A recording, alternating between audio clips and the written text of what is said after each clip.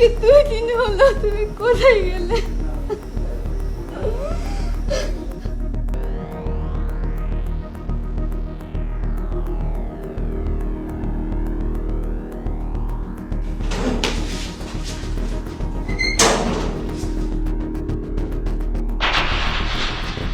কি হয়েছে ভাই আপনাদের?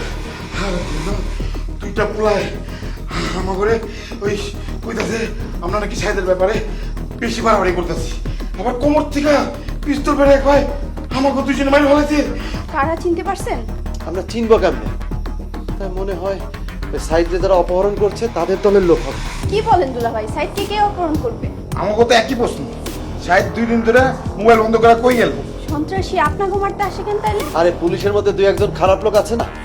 আমরা যে গত 2 দিন থানা পুলিশ, ডিবি পুলিশ বিভিন্ন জায়গায় সাইদের ব্যাপারে দৌড়াচ্ছি, ওদের মধ্যে কেউ নিশ্চয়ই ওই সন্ত্রাসীদের আমাদের কথা বলে দিচ্ছে। তার মানে শত্রুরা আমাদের ঘরের কাছে? বিয়া আমাকে এইভাবে কাপুরুষের মতন ধরে আর ঠিক হয়নি কা। কিন্তু ওখানে থাকলে তো আমরা তো লাশ হয়ে পড়ে থাকতাম। এইসব থানা পুলিশটা কিছু হইব না। তাহলে কি করতে চান আপনি?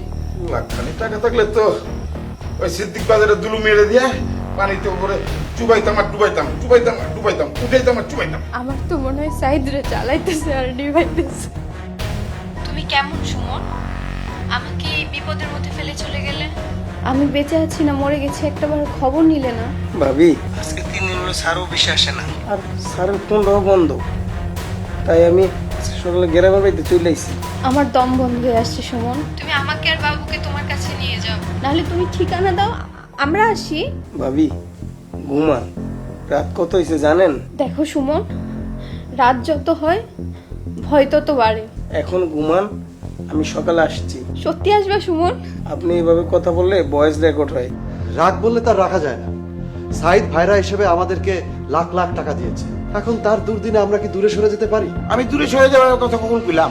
সাহেব যে যে জায়গা জানে চিনে সব জায়গায় খুঁজে দেখছি, কোনো জায়গায় পাইলাম না। টিভি পুলিশ সবই তো ঘাইটা দেখলাম, কোনো রেজাল্ট পাইলাম না। না, তুই কোনো চিন্তা করিস না, সাইদ খুবই ভালো ছিল, আল্লাহকে খুবই ভালো রাখে। তাই জন্য হয়।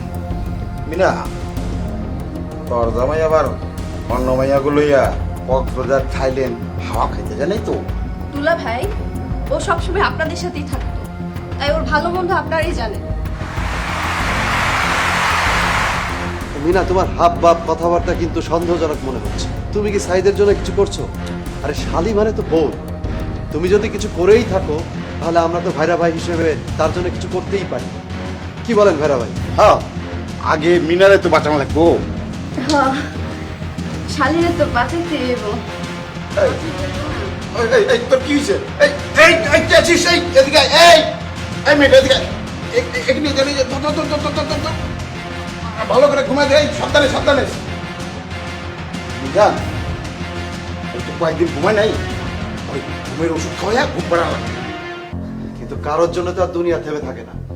এই সাইদের অফিসে একটু খোঁজ খবর নিতে হবে। চাবিটা কোথায় জানেন? চাবিটা তো অফিসের পিয়ন আছে না, সময় না, ওর কাছে কয়েকবার ফোন দিছি, ফোন ধরে নাই কা। ফোন ধরে না, তাহলে তো সুমনকেও সন্দেহ করা যায়।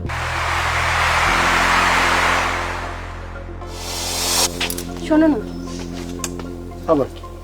আজকে মনটা ভালো লাগছে না, আজকে না গেলে হয় না? কেন? তুমি তো জানো জরুরি কাজ আছে। বাবা, কোনো কাজে সাকসেস না হলে তো আমি তোমাকে বলি না, প্লিজ।